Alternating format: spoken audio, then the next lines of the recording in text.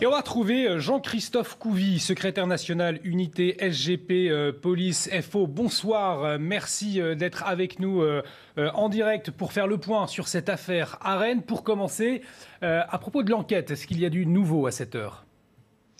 Bonsoir. Écoutez, la PJ est sur le coup. Donc, moi, on n'a pas d'éléments probants parce que pendant l'enquête, effectivement, on a le secret de la procédure. En revanche, on sait que la PJ là-dessus, elle est très très forte. On a des collègues aguerris qui sont habitués à ces enquêtes. Et d'ailleurs, on est un peu inquiets nous aussi parce qu'on sait qu'il y a une réforme de la police qui va arriver. Et la PJ, on va la transformer, en fait, la fondre avec le petit judiciaire. Et on a peur que ça nous abaisse ce niveau, d'excellence. Donc encore une fois, les policiers sont sur le coup. Mais oui, mes collègues vont les trouver et ils seront traduits devant la justice. En tout cas, ce qui est nouveau, à Rennes particulièrement, c'est qu'il semble qu'un cap ait été franchi. On a des armes lourdes, on a des gangs. Rennes, une ville qui était a priori pas habituée à ce type de fait. Ce qui est inquiétant, effectivement, alors tout à l'heure il y avait la cité de la réussite, là c'est plutôt la cité de la peur. On est habitué aux grandes villes, Marseille, Lyon, les grosses agglos. Maintenant on commence à avoir des agglos moyennes qui sont touchées, gangrénées par les stupes et par les gangs.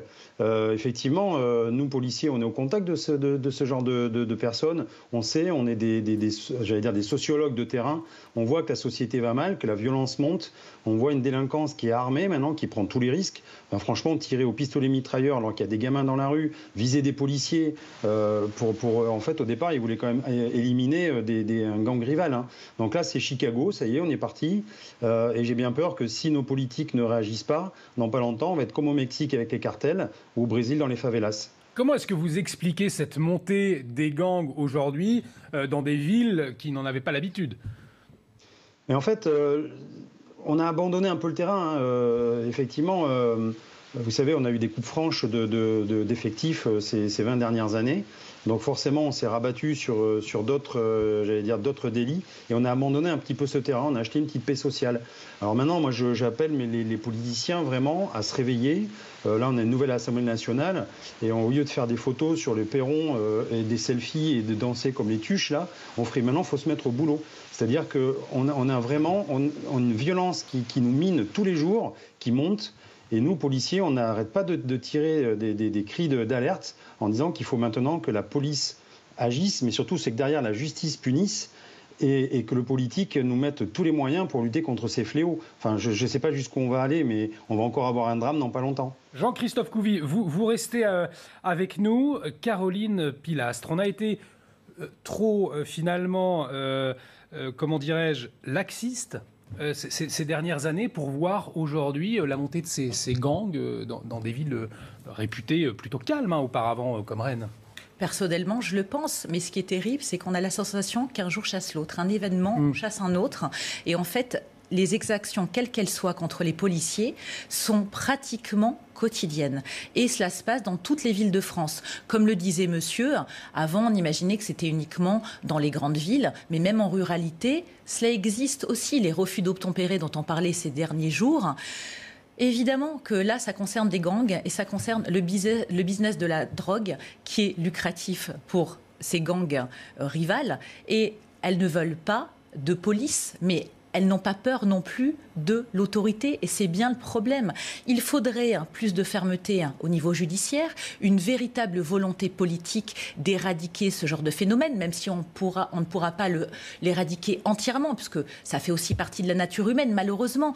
Mais quel exemple on envoie ? Quel message, en fait, pour cette corporation que certains n'arrêtent pas de vilipender.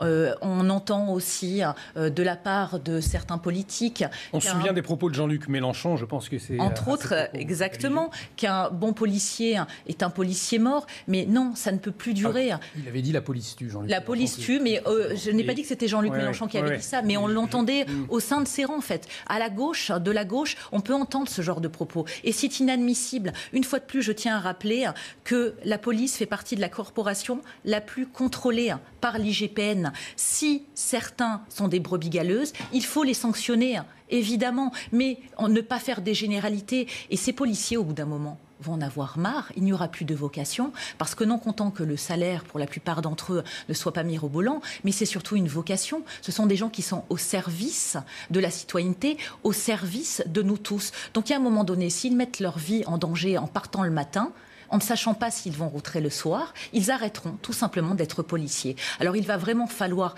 prendre à bras-le-corps ce problème et arrêter d'en parler quotidiennement, parce que non content que je trouve que ce soit lassant, mais c'est surtout terrifiant pour cette corporation et pour nous tous. Jean-Christophe Couvi, il y a un ras-le-bol avec tous ces faits qui s'enchaînent. Encore à Rennes, hier, vos collègues visés par une arme lourde. Il y a un ras-le-bol général aujourd'hui? Il y a un ras-le-bol et puis j'allais dire aussi une petite peur quand même, parce que maintenant on sait que quand on va au travail, on n'est pas sûr de rentrer le soir. Donc il y a quand même cette appréhension, c'est que maintenant en face de nous on a des gens qui sont armés, surtout très déterminés, et comme disait madame, j'allais dire, qui sont armés politiquement. C'est-à-dire qu'on est en train de leur expliquer que la police est une bande rivale, que la police est là pour les tuer. Donc en fait en face, ils se disent allons-y quoi, allons-y gaiement. Moi je sais que mes collègues ont le moral qui est un peu dans les chaussettes de temps en temps. Ouais, c'est difficile comme métier.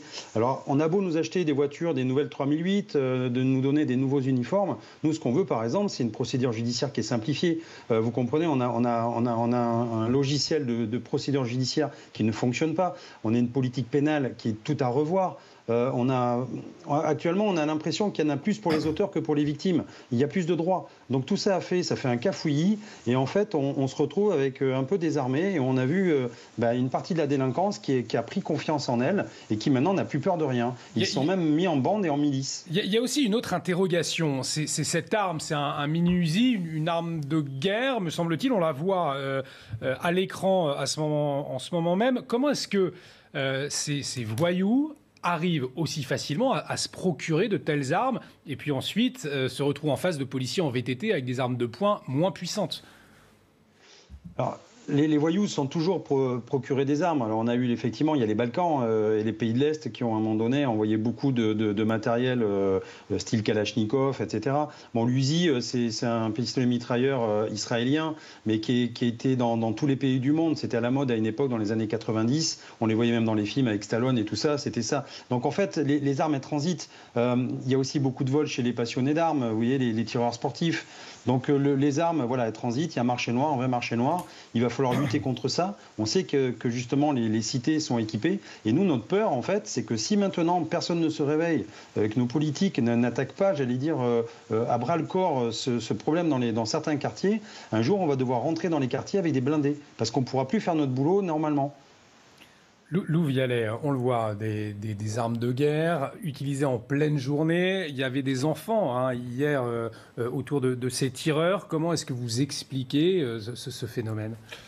Alors, plusieurs points pour répondre un petit peu à votre question. D'abord, la première pensée qui me vient, puisqu'on fait suite à une campagne législative qui était un peu une drôle de campagne, mais dans laquelle on a entendu en effet la police tue de la part d'aspirants députés de LFI et de la NUPES. Premier point, honte à la NUPES.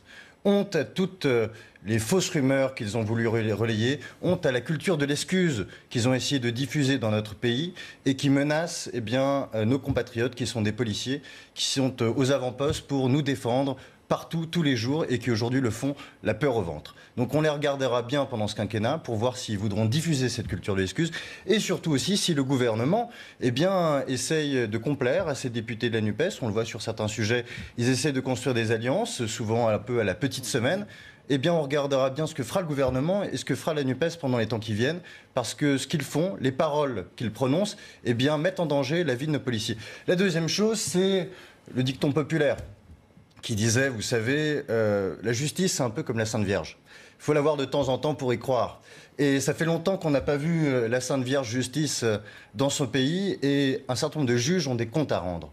Puisque la peur, elle est plutôt du côté, on vient de le dire, des forces de l'ordre, que du côté de ceux qui sont des troubleurs d'ordre. Ça, c'est la deuxième chose. Et donc, il faudrait, dans les temps qui viennent, et je pense qu'on est tous d'accord ici sur ce plateau, que la peur change de camp.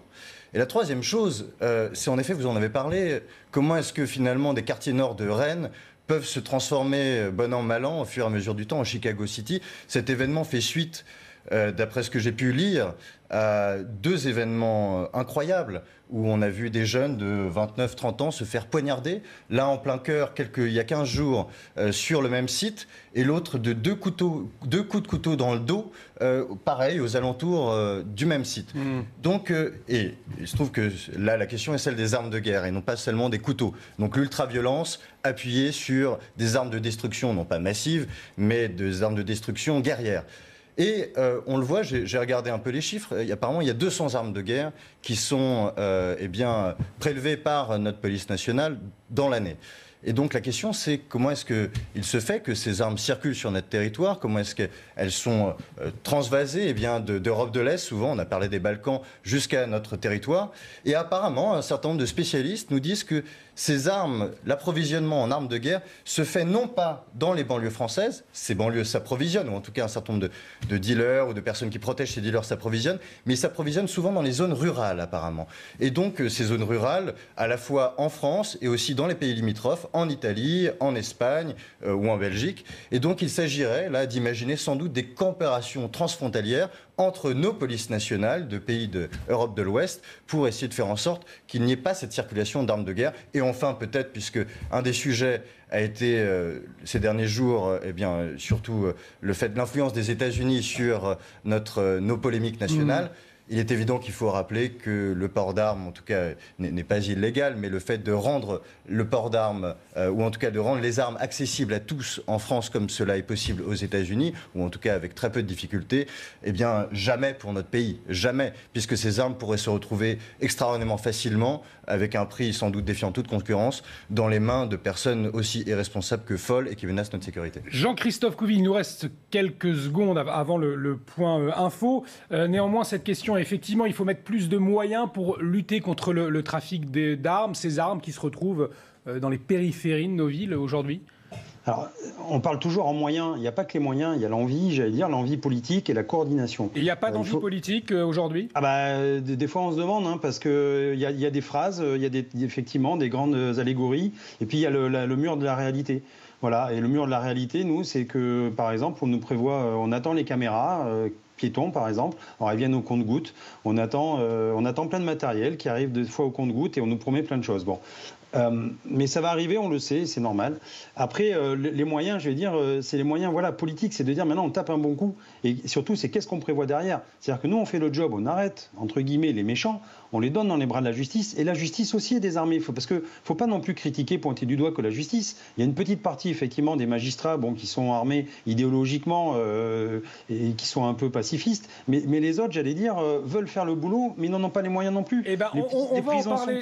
Je vous propose de rester avec nous, Jean-Christophe Couvi. On va en parler de la justice dans un instant, mais de décrypter et de débattre sur la question de la sécurité après les événements hier à Rennes où des policiers ont été visés par des tirs à l'arme lourde hier après-midi dans la périphérie de Rennes alors qu'il y avait autour des enfants en pleine journée. Des gangs armés se livrent bataille pour des trafics de drogue. Caroline Pilastre, on a entendu à une époque que le problème de la police, au fond, c'était pas forcément les voyous, c'était la justice. C'était certains policiers qui disaient ça. Est-ce que selon vous, c'est le cas ? Alors, je ne vais pas jeter l'opprobre uniquement sur la justice. C'est toute une chaîne, évidemment, qui est responsable. Moi, je mettrais d'abord la volonté politique en premier lieu, parce que ça ne date pas d'hier. Il y a eu un accroissement de toutes ces violences ces derniers temps. Vraiment, ça a eu une amplification, j'ai la sensation, depuis la sortie de la Covid. Parce que, je le redis, on entend ce genre de faits pratiquement quotidiennement. Malgré tout, cela fait 40 ans qu'on parle plus ou moins de ces histoires de business, du deal dans les quartiers. Oui, évidemment qu'il faut plus de budget, il faut moins d'idéologie de la part de certains juges, de certains magistrats. Malgré tout, tant qu'il n'y aura pas une véritable envie politique non électoraliste de répondre à ces questions, de répondre à ces policiers. Et je pense aussi à tous ces riverains, tous ces citoyens, parce que dans l'exemple que vous citiez là, Mais vous vous rendez compte si un enfant ou une maman ou une famille avait pris une balle perdue? Oui, ça parce aurait que pu être n'importe lequel d'entre eux. C'est les familles qui habitent sur place qui en pâtissent les premiers. Ce sont eux, bien évidemment. Et puis rappelez aussi que ces personnes qui, pour la plupart, veulent être tranquilles, doivent montrer patte blanche pour rentrer chez elles, puisque le deal a pris tellement d'ampleur dans ces quartiers que c'est carrément une non-zone. Donc ces gens payent quand même un loyer, ils payent des charges, ils ont droit à la tranquillité, à la sérénité. Mais bien évidemment qu'il va falloir que tout le monde se mette autour d'une table. Loin de moi l'idée de donner des conseils. Je sais très bien que le Yaka Faucon, c'est très simple, vu de notre point de vue autour de ce plateau. Malgré tout, ces policiers sont tabous. Ça n'est plus une question de sensibilité politique. C'est une question humaine. Ils prennent chaque jour des risques pour leur vie, même ainsi que pour leur famille, parce que vous vous rendez compte aussi, je fais une digression, que la majorité d'entre eux disent à leurs enfants de ne pas expliquer quel est le travail de papa ou maman à l'école pour éviter au maximum et justement qu'il y ait des retombées comme ça a eu le cas malheureusement les policiers, le couple qui avait été tué à Magninville. Mais on ne peut plus continuer comme ça. Pour notre sécurité, pour la leur. C'est-à-dire que j'ai la sensation, en fait, qu'on est rentré dans un cycle où la moralité est inversée. Il y a une inversion des valeurs. On arrive à trouver de la justification à ces dealers qui sont des coupables, qui font une fois de plus du business, qui gagnent énormément d'argent. Quand vous faites le chouf, en moyenne, c'est le premier stade. Vous gagnez entre 200 et 500 euros par semaine. Vous croyez que ces jeunes qui sont déscolarisés, déjà ce qui est un scandale, puisque l'école est obligatoire jusqu'à l'âge de 16 ans, devraient se retrouver dans la rue? Non. Et ont envie, après, d'avoir un travail comme Monsieur Tout-le-Monde? Je ne pense pas, puisque une fois de plus, c'est de l'argent facile, c'est de l'argent, évidemment, qui n'est pas déclaré, et parfois, ça aide aussi les familles. Donc, c'est un cercle vicieux. Il y a un moment donné, comme le rappelait monsieur, il rentre dans ces cités, une fois, 2 fois, 10 fois, 20 fois. Certains subissent des peines. Ils sont relâchés. Même beaucoup d'entre eux les narguent et leur font un pied de nez en disant « mais c'est pas grave, moi de toute manière je vais ressortir, on se recroisera ». Donc il y a un moment donné, c'est le serpent qui se mord la queue. Jusqu'où est-ce que ça va aller? Donc bien évidemment que la justice a sa responsabilité, au même titre que les politiques droite et gauche depuis des années. Et puis, évidemment, c'est une question électoraliste et d'idéologie. Justement, on va demander à Jean-Christophe Couvi, est-ce que vous avez les moyens humains, les moyens matériels, finalement, pour faire cesser ces trafics de drogue dans certaines zones, ou alors ces quartiers sont trop gangrénés et c'est un travail maintenant qui devient pratiquement impossible? Alors un peu des deux. En fait, on a des moyens, mais en fait, on reprend le terrain. C'est-à-dire que là, on mène une offensive vraiment dure contre la drogue. Effectivement, on dérange, effectivement. Donc, du coup, il y a une tectonique des plaques qui fait que certains quartiers sont obligés de prendre la main sur d'autres. Bon, ça a toujours été comme ça. Avant, il y avait un milieu. Il y avait un milieu, le milieu qui régnait vraiment sur la France. Il y avait les Grenoblois, les Marseillais, enfin bref. Et maintenant, effectivement, c'est que des petites bandes. Et des petites bandes qui veulent grossir. Et donc, ils se donnent une lutte sans merci. Après, vous savez, la justice, donc, elle fait aussi ce qu'elle peut. Quand tous les jours vous êtes magistrat et que vous avez votre tableau avec le nombre de places vides dans les prisons qui sont infimes et que vous savez que vous devez gérer tout un flot de personnes qui vont passer en jugement, il va falloir quand même aussi essayer de les mettre en prison, ben, je comprends qu'il y en a les magistrats tremblent un peu. Vous savez, par exemple, on a eu la violence intrafamiliale qui a explosé. On a 2 ans de retard sur certaines procédures. Et donc, il y a des magistrats qui nous le disent sous le manteau parce qu'ils ne peuvent pas le dire officiellement. On arrête les atteintes aux biens et on se focalise que sur les atteintes aux personnes. On en est là. C'est-à-dire que pour les atteintes aux biens, les vols dans les maisons, les destructions de véhicules, il y a les assurances. Donc maintenant, on en est là. Et pour essayer justement de sortir les procédures, parce qu'en fait, c'est comme un effet en pyramide. Et oui, on interpelle, mais après, il faut instruire. Il n'y a pas assez d'officiers de police judiciaire. Et après, la justice est un peu dépassée parce qu'elle est débordée. Donc en fait, on fait un tri. Comme on a fait un tri pendant la Covid avec les urgences. Ben, nous sommes des urgentistes du quotidien et on fait des tris tous les jours en espérant que le dossier qu'on met en bas de la pile, le soir, ce ne soit pas un fait divers aux 20h. Voilà. Lou Vial, il nous reste quelques secondes avant la pub. Certaines voix, notamment à gauche, proposent de dépénaliser notamment le cannabis, avec cette idée derrière que finalement ça mettrait un coup au trafic illégal. Oui, c'est une bonne manière de régler un problème que de l'enterrer et finalement d'oublier ce problème par la même occasion.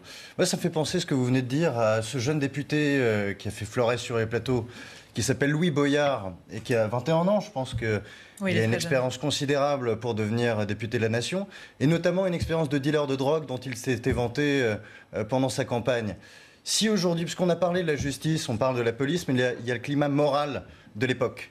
Et donc qui permet aussi de mettre une forme de souligner aussi ce qui est possible et ce qui n'est pas possible dans notre société. Si on a des députés qui sont fiers de parler du fait qu'ils ont, eux, dealé de la drogue pour se rapprocher de leur électorat, eh bien demain, on aura encore plus de dealers, on aura encore plus de violence. Et c'est un problème moral qu'il faut régler. Et sans doute, il faudra regarder ce que font, encore une fois, les députés de la NUPES, puisqu'ils semblent être prompts à encourager, ou en tout cas à excuser ces comportements. Allez, on va faire une pause. Je vous remercie, Jean-Christophe Couvi, d'avoir été avec nous, secrétaire national unité SGP Police. Merci à vous.